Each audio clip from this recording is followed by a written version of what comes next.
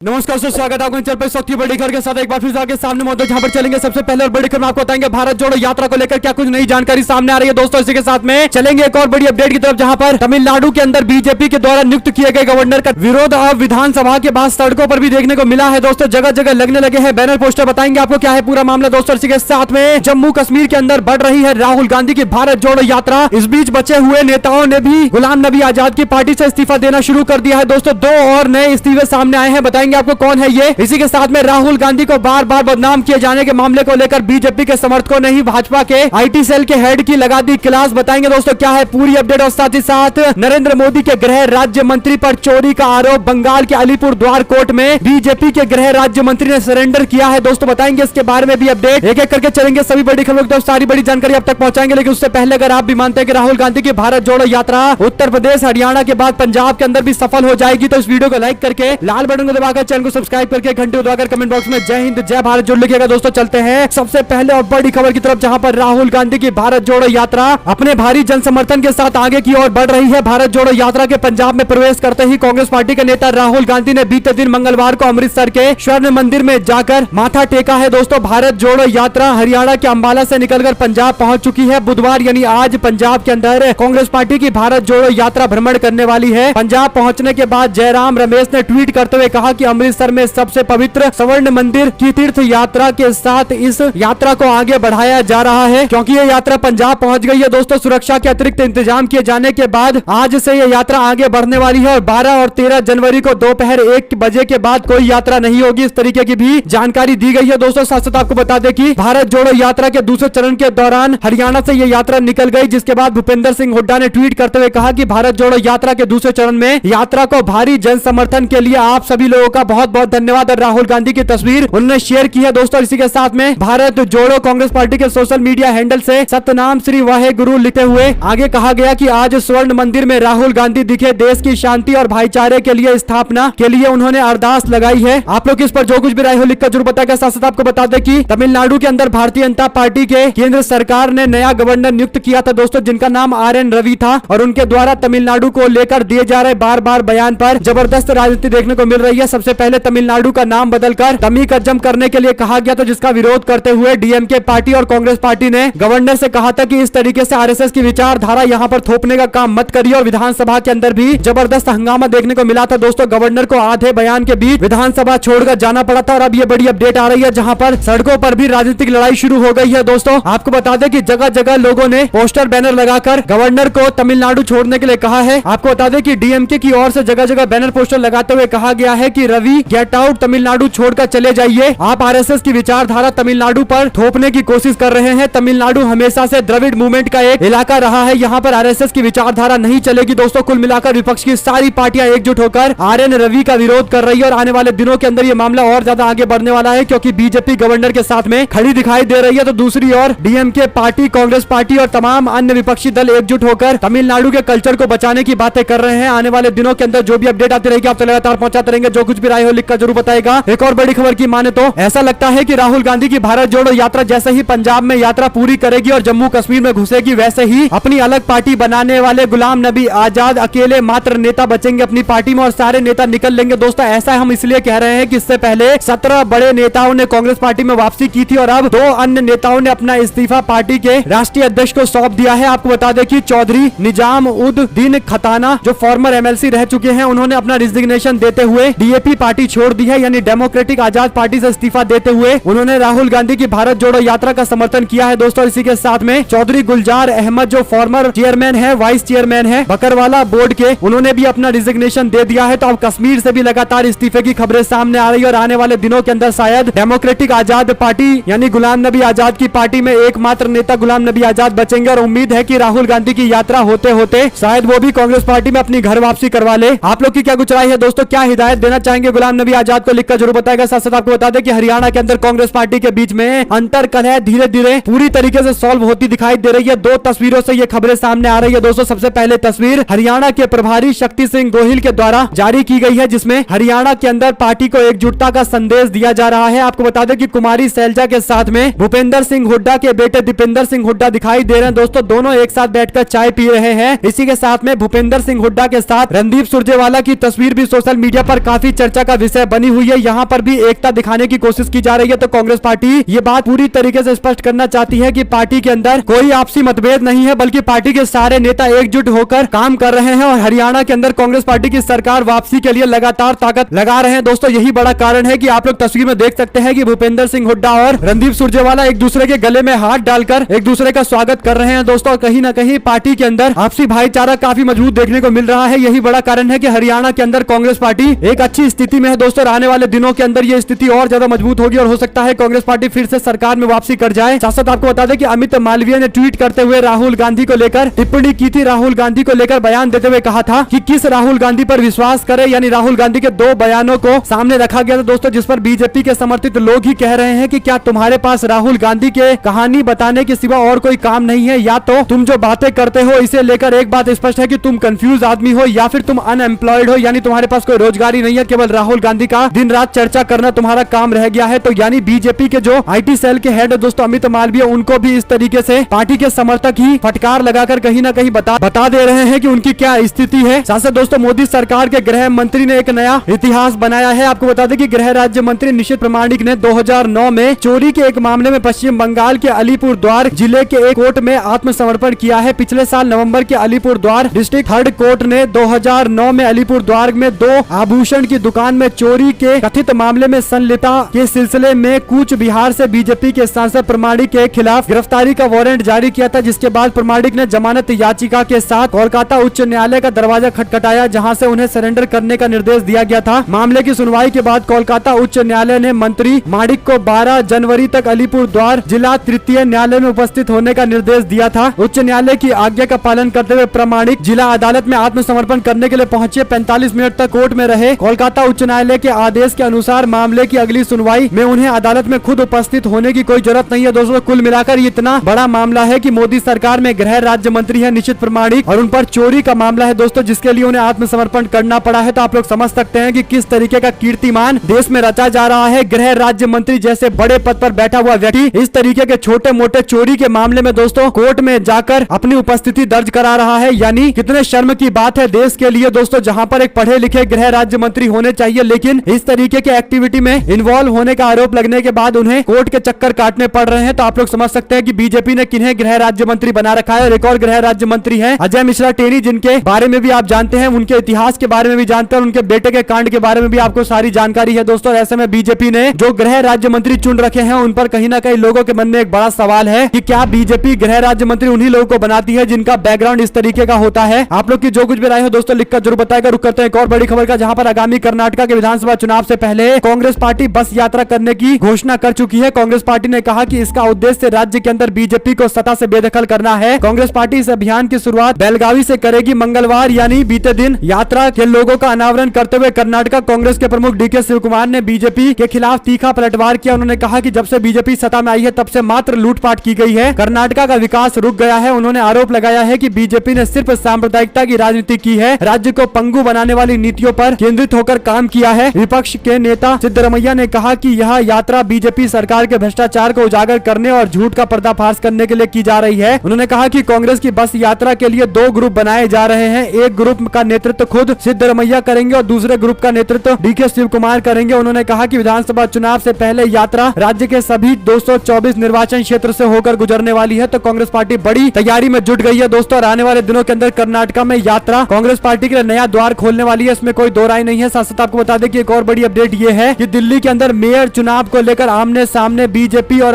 आम आदमी पार्टी एक दूसरे के खिलाफ निकाला मोर्चा। आम आदमी पार्टी और बीजेपी के लोगों ने दिल्ली के मेयर चुनाव को लेकर आमने सामने आ गए हैं। 6 जनवरी को एमसीडी हाउस में हंगामे को लेकर एक दूसरे के खिलाफ मार्च निकालने पहुंचे आम आदमी पार्टी के समर्थकों ने भाजपा कार्यालय के बाहर धरना प्रदर्शन किया। वहीं पर बीजेपी के कार्यकर्ताओं ने मुख्यमंत्री और आम आदमी पार्टी के सुप्रीमो अरविंद केजरीवाल के आवास के बाहर मोर्चा निकाला। आम आदमी पार्टी ने यहां बीजेपी मुख्यालय के बाहर एमसीडी हाउस में उपराज्यपाल के द्वारा नामित नेताओं को निर्वाचित प्रतिनिधियों के सामने शपथ दिलाने को लेकर विरोध प्रदर्शन किया और बीजेपी पर नियमों का उल्लंघन करने का आरोप लगाया दोस्तों। हालांकि कांग्रेस पार्टी ने कहा है कि भारतीय जनता पार्टी और आम आदमी पार्टी के लोग केवल अपनी सरकार को लाने के लिए, अपना मेयर बनाने के लिए काम कर रहे हैं। इनको जनता से कोई लेना देना है नहीं, क्योंकि कांग्रेस पार्टी ने वोटिंग का बॉयकॉट कर रखा है दोस्तों। तो उन पर आम आदमी पार्टी के लोग आरोप लगा रहे हैं कि वो बीजेपी के साथ मिलकर काम कर रहे हैं, जबकि बीजेपी के लोग कह रहे हैं कि आम आदमी पार्टी के साथ मिले हुए हैं, इसीलिए बॉयकॉट कर दिया है। तो दोनों पार्टियां कांग्रेस पार्टी को दूसरी पार्टी का समर्थक बता रहे हैं। आप लोग किस पर जो कुछ भी राय हो लिखकर जरूर बताएगा। वहीं पर अमित शाह के सामने खड़े हुए एक व्यक्ति को कैमरे से हटाने की कोशिश की गई दोस्तों, जिस पर तंज कसते हुए सुप्रिया सिनेट ने कहा कि मोदी जी वाली बीमारी बीजेपी में तेजी से फैल रही है। अमित शाह ने अपने साथ में खड़े नेता को कैमरे से हटने के लिए कहा। सुप्रिया सिनेट ने इस पर यह तंज कसा है। आप लोग किस पर जो कुछ भी राय हो लिखकर जरूर बताएगा। हमारे से जुड़े दोस्तों का, भाइयों बहनों मित्रों का बहुत बहुत धन्यवाद। देख रहे थे आपका अपना चैनल। जय हिंद, जय भारत, वंदे